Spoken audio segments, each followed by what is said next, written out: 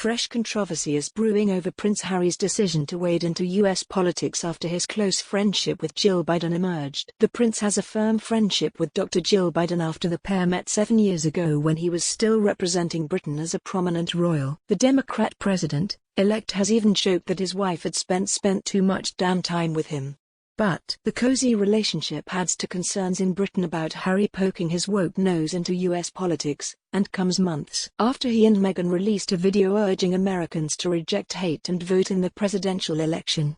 That was widely interpreted as an attack on Donald Trump, who responded to the video by saying he was not a fan of Meghan and wishing Harry a lot of luck with her because he's going to need it. Traditionally, members of the royal family are expected to remain politically neutral at all times, and Buckingham Palace distanced itself from the video. It said the Duke is not a working member of the royal family and described his comments as being made in a personal capacity. Despite their 33-year age gap, Jill and Harry are said to have bonded over their shared military links. The Duke spent 10 years serving in the British Army, while Jill's late stepson Beau was a major in the US military.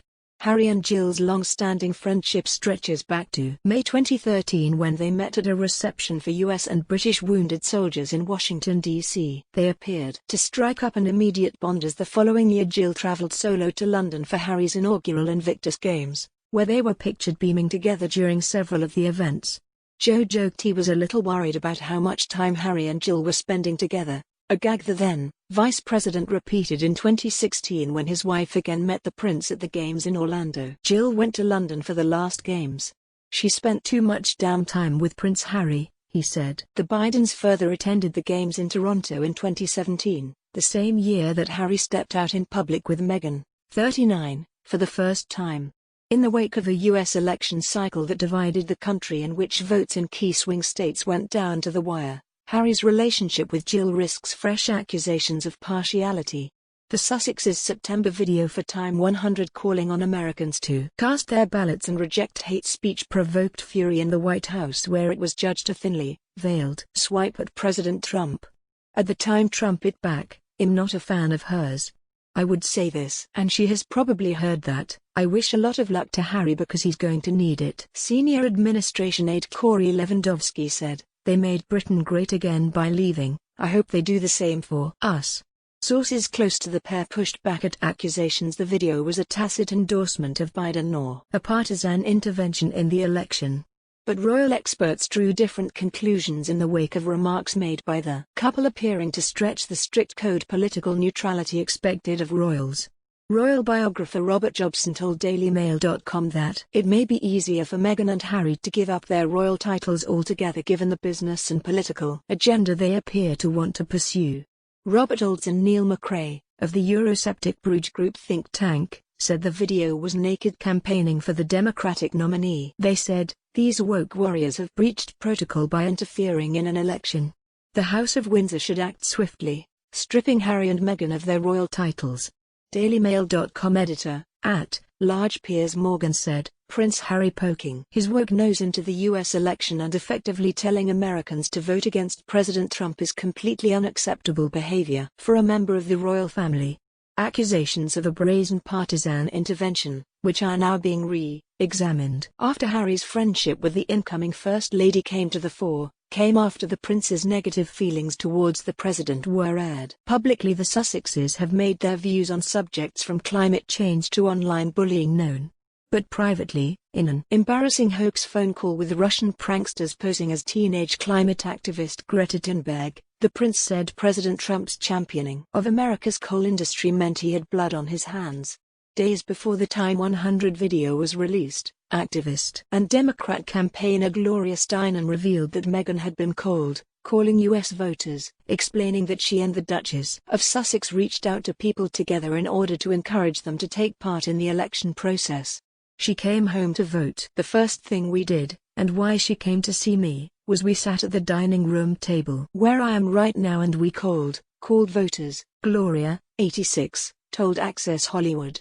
A spokesperson for Prince Harry declined to comment on the current status of Harry's relationship with Biden when asked by Insider. However, given the public outrage over the Duke's decision to wade into U.S. politics, it's likely that any public show of friendship would prompt furious controversy, particularly in the wake of the closely hard-fought election. Previously, any show of friendliness between Harry and the Bidens was done so in an official capacity in terms of the Duke's role as a senior royal and the Invictus Games founder, and meetings took place with the backing of the royal family and the UK government at sanctioned events. However, after Harry stepped down from his official duties as a royal, any show of friendship or support for the Bidens would be done on a personal level, and could once again spark outcry over whether the Duke is demonstrating political allegiances and flouting royal traditions in the process. Since the election, both Harry and Meghan have refrained from once again speaking out about politics. However, a source revealed to the New York Post last week that the Duchess of Sussex had cast her vote early via mail-in ballot. That same source also claimed that Meghan, who has made her political ambitions increasingly clear over the past few months while taking part in numerous virtual summits and Zoom conferences, would not have let anything stop her from voting in this election, insisting that she'd have cast her ballot even if she and Harry had still been living in the UK. Meghan was an American long before she was a royal, the unnamed source said. She wouldn't miss voting in this election no matter where she was living. Harry was not be able to actually vote in the election because he is not a US citizen, but one source close to the couple, who relocated to California with their son Archie earlier this year, said that both he and Meghan had taken a keen interest in the events leading up to it. They have taken a keen interest in this election and I'm sure they are eagerly awaiting the outcome, a friend told People. Although Meghan is not officially a royal, having lost her status as a senior member of the firm when she and Harry chose to step away from their duties at the start of the year, she is the first person with such close attachment to the monarchy to take part in a US election in modern history. Neither Meghan or Harry actually voiced their support for one particular candidate ahead of the election. However, the Duchess of Sussex has previously spoken about her dislike of President Donald Trump, branding him misogynistic and divisive during a talk show appearance in 2016. Shortly after he had won the election. When Trump made an official state visit to the UK in June 2019, Meghan did not join the other royals in meeting him, a move that some royal sources claimed was her way of showing her disapproval of the president, although officially, her absence was blamed on the fact that she was still on maternity leave. However, it was revealed in November 2019 that Meghan had invited Hillary Clinton to visit her and baby Archie at Frogmore Cottage, the family's home in the UK, where the two women were said to have enjoyed a very warm, sweet meeting. The couple have also signed a deal with Netflix to make documentaries, which are believed will center on current affairs issues.